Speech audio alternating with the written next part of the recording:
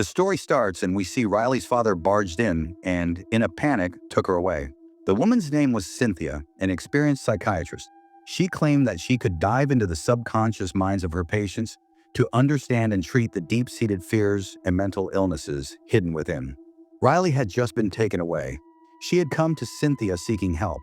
But Cynthia believed that a very dangerous force resided within that girl, something no ordinary person could handle. Cynthia's husband had lost his life while fighting a similar force.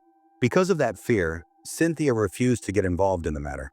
However, Cynthia's daughter, Jordan, thought very differently from her mother. She didn't feel it was right to ignore the situation. When her mother flatly refused to help, Jordan stormed out of the house in anger. The next day, Jordan quietly arrived at Riley's house. She knocked on the door, but there was no response.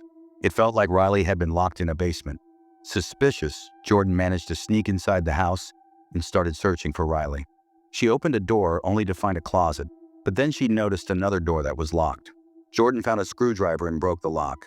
As soon as she opened the door, a dark and terrifying basement appeared before her. Despite her fear, she went down. The darkness frightened her a bit. She was about to call her mother when Riley suddenly emerged from behind a door. When Jordan regained consciousness, she found herself locked in with a strange, scary, and distorted-faced woman. Meanwhile, Riley's father, who was dangerous and cunning, was there, and his next target was Jordan. At his command, Riley stood holding Jordan captive. The father snatched Jordan's phone, sent a message to Cynthia saying Jordan was at her friend's house, and then broke the phone. After that, he began preparing to flee with Riley. But before leaving, Riley quietly whispered that she was only doing it to protect Jordan, that she didn't want an innocent life to be sacrificed. Jordan then freed herself and the other woman as well. But as soon as they tried to escape, they came face to face with the man holding a gun. Riley immediately stood in front of Jordan and pleaded with her father not to take any wrong step. But just then, the captive woman suddenly went wild and lunged at the man. In the struggle, the gun accidentally went off. Riley couldn't hold on any longer. She collapsed to the ground. Suddenly, Jordan started hearing terrifying noises in her ears. The next moment, a frightening dark shadow was standing in front of her. In reality, after Riley's death, the evil spirit that had been hiding in her body was now looking for a new host. And Jordan was the perfect medium. Panicked, Jordan somehow ran out of the house. Just then, she saw her mother, Cynthia, arriving. Jordan ran to her, held her tightly, and broke down crying. Meanwhile, the man escaped in his car. The next day, the police recovered partially burned human remains from the basement of his house. It became clear that Jordan wasn't his only victim. The police were still actively searching for that man. Meanwhile, the police also tried to gather full details from Jordan. But as soon as she returned home, she pleaded with her mother for help again. Cynthia was still afraid. Her husband's death still haunted her. But this time, it was about her daughter. Even if it cost her life, she was ready to do anything. She called her old friend Agathon, who was an expert in spiritual matters. Cynthia instructed her that if anything went wrong, she must immediately bring Jordan back to this world. As night fell, Cynthia placed 2 fingers between Jordan's eyes and began chanting a mantra. Soon she entered Jordan's inner world. She found herself in front of an old house. A small girl was sitting by the door, an image of Jordan's childhood. Cynthia stepped inside the house. Advertisements gripped the walls on all sides. It felt as if an evil spirit was hiding in that very house. The next moment, that spirit appeared. A powerful slap landed on Cynthia's face, causing her to lose consciousness. It was now clear that the spirit was far more powerful than Cynthia. But science does not belong to those who give up easily. Investigations began, and soon it was discovered that the man's wife had also once been afflicted by the same spirit, but she had died just a month ago. The scientist met the doctor who had treated that woman. The doctor revealed that this was the first such case in his 40-year career. The woman had lost all her teeth, and her body had started decaying gradually. Before dying, she had been uttering strange and bizarre things. The doctor admitted that the condition had defied all the boundaries of science. Meanwhile, Jordan was sleeping. She had a terrifying dream in which she was in an old house. Creepers had spread all around, and there was a staircase leading to the attic. Strange and scary noises were coming from above. Suddenly, someone slapped her, and Jordan woke up from her sleep, utterly terrified. But just then, the door to her room slowly began to open on its own. Instead of panicking, Jordan slowly moved forward to see what was happening, but she didn't realize that a dreadful shadow was following her. As soon as she reached the kitchen, a hand suddenly appeared in front of her. Meanwhile, when Cynthia returned home, she found her friend Agatha unconscious on the floor, and Jordan was nowhere to be seen. Cynthia immediately informed the police.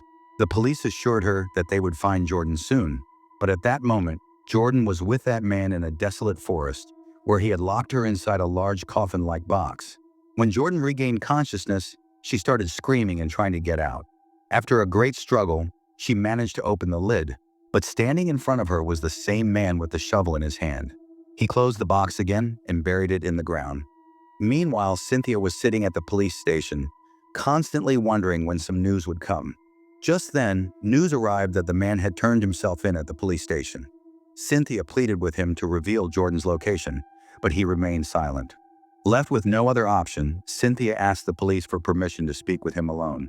Actually, along with being an experienced psychiatrist, Cynthia was also a telepathic medium.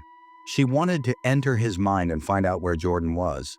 After some hesitation, the police granted her permission.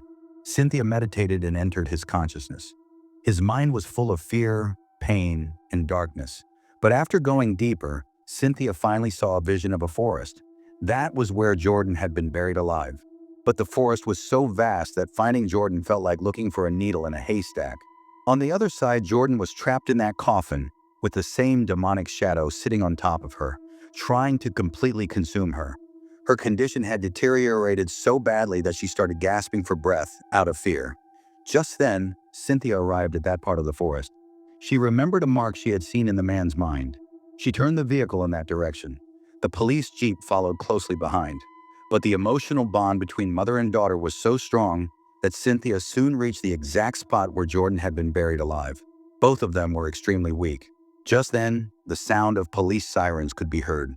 Cynthia knew that the most important thing now was to drive out the demon hiding inside Jordan's body.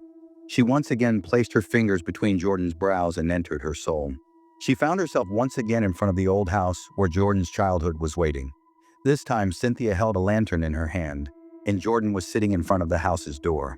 Gathering courage for her daughter, Cynthia stepped inside and climbed to the second floor using a wooden staircase. As soon as she reached the top, tears began to flow from her eyes. Once again, she saw the scene of her husband's suicide, her deepest vulnerability. Suddenly, she sensed someone hiding in the dark corner. The demon appeared and started strangling Cynthia. She immediately placed her finger on its forehead and chanted a mantra. Instantly, she entered the demon's past life memories. There, she found herself in a cave. She held a sword and moved forward toward a space filled with red light, where a terrifying demon was sitting on a throne. As the demon moved towards Cynthia, she heard someone calling her. It was the police calling her in the real world. In a flash, the demon disappeared, and vines entangled Cynthia. At that moment, Jordan gathered her courage and arrived. She saw her mother trapped badly. It was as if fear had taken control of her. In the demon's inner world, Cynthia had fallen to the ground, and the demon was overpowering her. Just then, Jordan acted. She freed Cynthia from the vines, and together they fought the demon. In the end, they destroyed it. After the fight was over, mother and daughter hugged each other and cried. With this, the story ends here. Let me know your thoughts and also suggest which movie I should recap.